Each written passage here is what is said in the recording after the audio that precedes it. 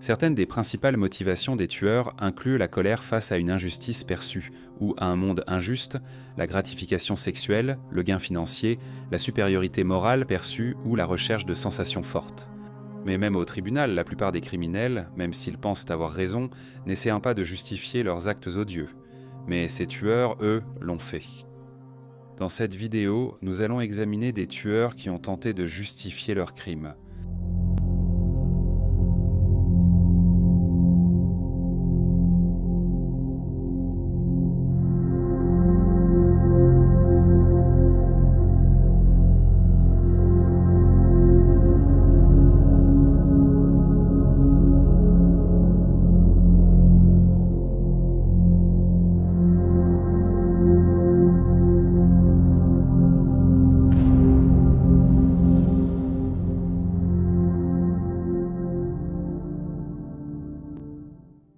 Ahmed Souraji, Motim, collecte la salive de 72 femmes pour un rituel de magie noire. Ahmed Siraji est né dans la région du nord de Sumatra, en Indonésie, le 10 janvier 1949, mais il ne commencera à commettre des crimes que dans la trentaine. À cette époque, il vivait à Medan, la plus grande ville de la province, et travaillait comme éleveur de bétail, ainsi que comme duxin, un type de chaman souvent associé à des rôles tels que la guérison traditionnelle, les médiums, la sorcellerie et les experts en coutume. Certains pensent qu'il possède des pouvoirs surnaturels. Dans le cadre de son rôle de duxin, il recevait régulièrement la visite de clientes qui cherchaient des conseils pour trouver la chance ou rendre leur partenaire fidèle. Mais tout a changé en 1986. Cette année-là, Siraji a fait un rêve dans lequel il a reçu la visite de son père décédé. On lui a dit qu'il devrait trouver et tuer 72 femmes et boire leur salive dans le cadre d'un rituel magique qui lui permettrait de devenir un guérisseur mystique. Cependant, au lieu de chercher des moyens de rencontrer des personnes décédées naturellement, il a décidé d'accélérer le processus en assassinant les 72 femmes dont il avait soi-disant besoin des corps pour accomplir le rituel. Il a ensuite déclaré « Mon père ne m'a pas spécifiquement conseillé de tuer des gens, donc je pensais que cela prendrait des années, si je devais attendre pour obtenir 70 femmes. J'essayais d'obtenir cela le plus rapidement possible. J'ai pris l'initiative de tuer de moi-même. » Siraji a profité de la confiance de ses clients, les attirant dans un champ de canne à sucre et prétendant que c'était la première étape pour trouver une solution à leurs problèmes.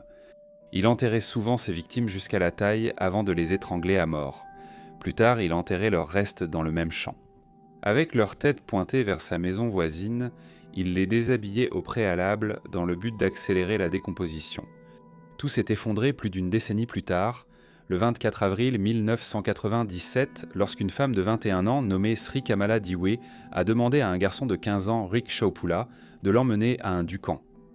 Elle lui a demandé de garder cela secret et n'a jamais voulu être récupérée. Un journaliste de la BBC a rapporté que Siraji a sans doute échappé à la justice aussi longtemps car beaucoup de ses clients étaient trop gênés pour dire à leur entourage où ils allaient. Le moment et le lieu de leur disparition restent inconnus, ils se sont simplement volatilisés. Un jour, 3 jours après sa disparition, un homme est tombé par hasard sur la tombe de Sri, qui a ensuite été déterré par un groupe d'habitants qui l'avait alerté. La police a ensuite été contactée et ce n'est qu'à ce moment-là que l'adolescent, Rick Chaupula, a appris sa disparition. Il a dit à la police ce qu'il savait, qu'il l'avait déposé chez Odaku. Il leur a donné l'adresse qui était celle de Siraji et les enquêteurs sont allés l'interroger. L'homme de 48 ans a d'abord nié toute implication dans l'affaire.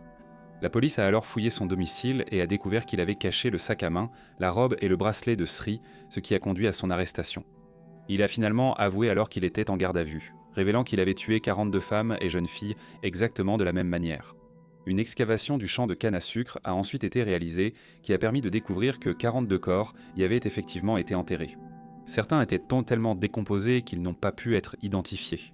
Lors de son interrogatoire avec la police, Siraji a expliqué le rêve qu'il avait fait et a décrit la manière rituelle dont il tuait ses victimes. Il buvait leur salive après les avoir étranglées à mort. Il n'a jamais présenté d'excuses pour ce qu'il avait fait, ni admis que les meurtres étaient une erreur. Au lieu de cela, il a maintenu son explication selon laquelle il devait commettre les meurtres afin de devenir un guérisseur puissant. Son procès a commencé le 11 décembre 1997. Siraji continuait de clamer son innocence. Ses 3 épouses, qui étaient toutes sœurs, ont également été arrêtées pour avoir aidé dans les meurtres et pour avoir contribué à dissimuler les corps. L'une des épouses a été jugée comme complice. Les femmes auraient déclaré qu'elles n'avaient avoué de tels crimes qu'après avoir été soumises à la torture de la part de la police. À l'issue d'un long procès, Siraji a été reconnu coupable le 27 avril 1998. Il a été condamné à mort par peloton d'exécution. L'épouse, qui avait été jugée comme complice, a également été reconnue coupable et condamnée à mort, mais sa peine a ensuite été commuée en réclusion à perpétuité. Peu de temps avant sa mort, il a demandé à voir sa première épouse, un souhait qui lui a été accordé. Il a ensuite déclaré « La magie noire venait de Dieu.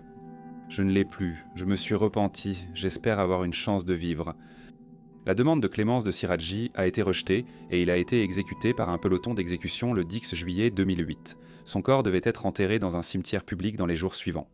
Mais l'événement a été annulé par les autorités après qu'elles ont appris qu'une centaine de proches de ses victimes prévoyaient de le perturber.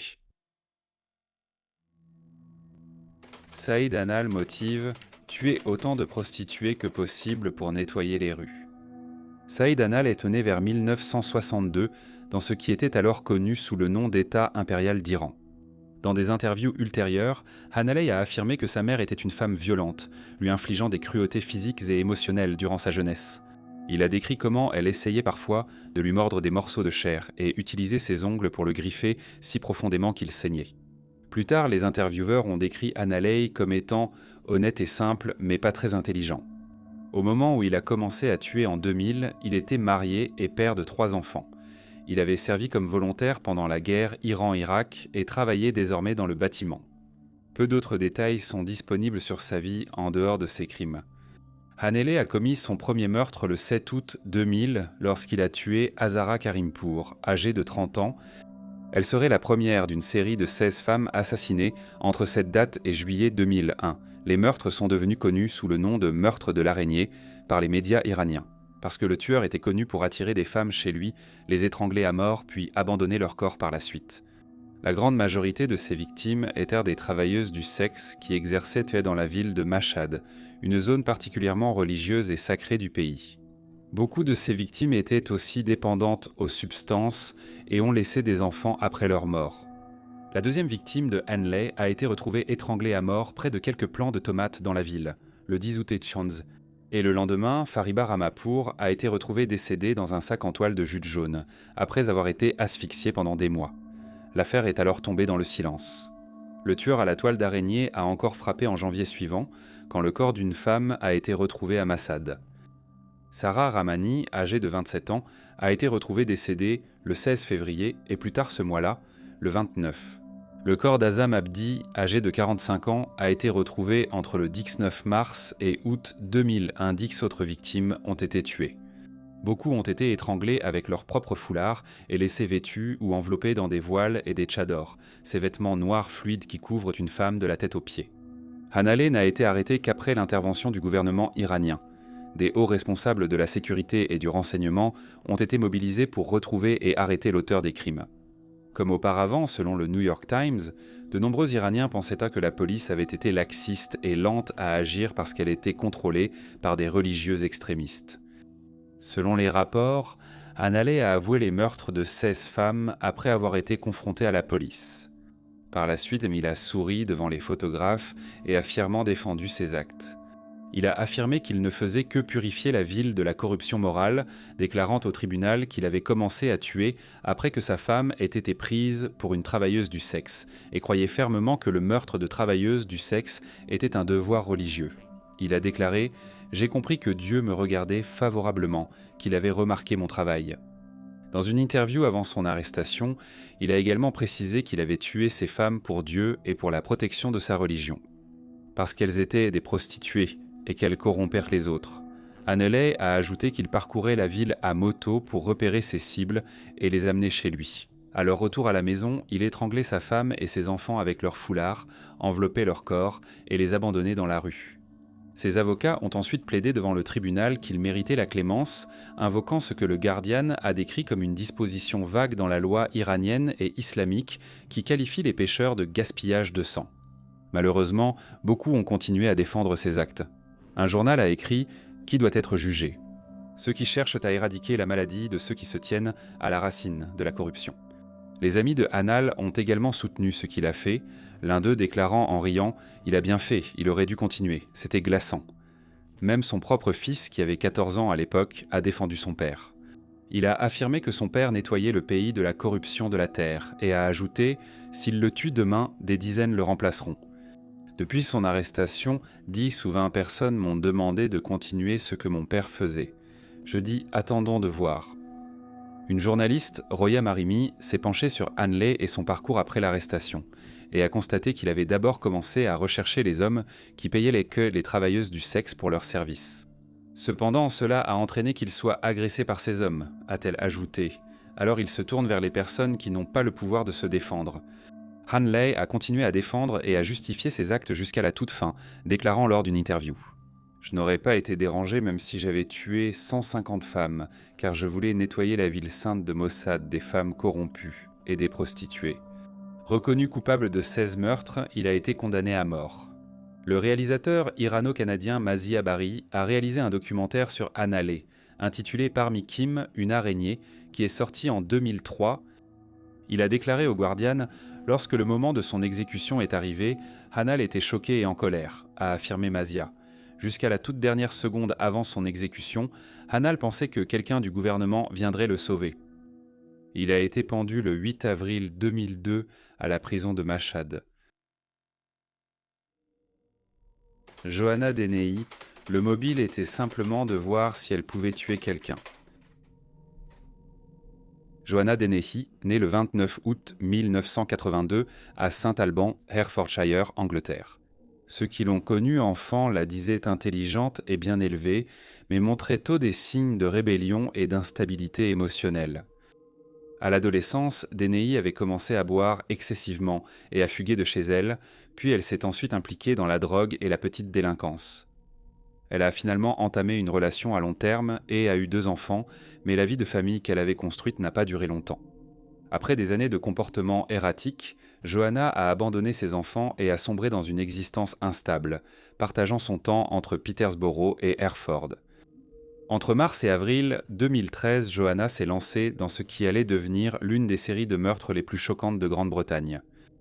En l'espace de 10 jours, elle a assassiné 3 hommes, Lucas Labozewski, 31 ans, Kevin Lee, 48 ans, et son colocataire, John Chapman, 56 ans. Les 3 victimes ont été poignardées à mort puis abandonnées dans des fossés près de Peterborough. Après ces meurtres, Johanna et son complice, Gary Stretch, ont parcouru plus de 160 km jusqu'à Hereford, où elle a attaqué au hasard 2 autres hommes, Robin Bereza et John Rogers, qui ont tous 2 miraculeusement survécu malgré de graves blessures par arme blanche. Lorsque Johanna a finalement été arrêtée, elle aurait ri et plaisanté. En garde à vue avec les policiers, elle n'a exprimé aucun remords et, en fait, semblait fière de ce qu'elle avait fait. Les psychiatres qui l'ont examinée plus tard l'ont décrite comme souffrant de troubles de la personnalité antisociale, borderline et psychopathique. Bien qu'elle ait été jugée saine d'esprit et apte à comparaître devant le tribunal, le comportement de Johanna était erratique, moqueur et d'un détachement troublant. Elle souriait souvent, riait et semblait parfois s'ennuyer alors que les preuves contre elle étaient lues à haute voix. Lorsque le juge lui a demandé si elle était coupable, Johanna a interrompu son propre avocat et a répondu calmement « Je suis coupable, je suis une meurtrière ». Pourtant, ce qui frappait le plus était sa façon de justifier ses actes. Johanna a dit avoir tué pour s'amuser, puis a déclaré au psychiatre vouloir prouver son contrôle sur la vie et la mort. Elle a dit avoir commis les meurtres pour vérifier si elle était aussi froide qu'elle le pensait. Elle a dit commettre ces meurtres pour se sentir vivante, se comparant à une Bonnie féminine du duo Bonnie et Clyde. Lors de son procès, elle s'est moquée de l'accusation et de ses complices, affirmant qu'elle voulait tuer uniquement des hommes, trouvant cela plus amusant. Johanna a été reconnue coupable de 3 meurtres et de 2 tentatives de meurtre en novembre 2013. Le juge a qualifié ces crimes de sadiques et véritablement terrifiants. Elle a été condamnée à la réclusion à perpétuité sans libération conditionnelle, devenant l'une des rares femmes britanniques à recevoir une telle peine. Même après sa condamnation, Johanna a continué à justifier ce qu'elle avait fait. Elle a décrit le fait de tuer comme irrésistible et a déclaré ne ressentir aucune culpabilité parce que ses victimes étaient un faible. Dans des interviews et des rapports de prison, elle a maintenu qu'elle ne regrettait pas ses actes, seulement d'avoir été arrêtée. Aujourd'hui, Johanna Dennehy reste l'une des tueuses les plus tristement célèbres et troublantes de la Grande-Bretagne moderne. Une femme qui non seulement a tué sans remords, mais a cherché à rationaliser sa brutalité comme une forme d'émancipation personnelle. Voilà, c'est tout pour cette vidéo. Merci d'avoir regardé Esprit meurtrier.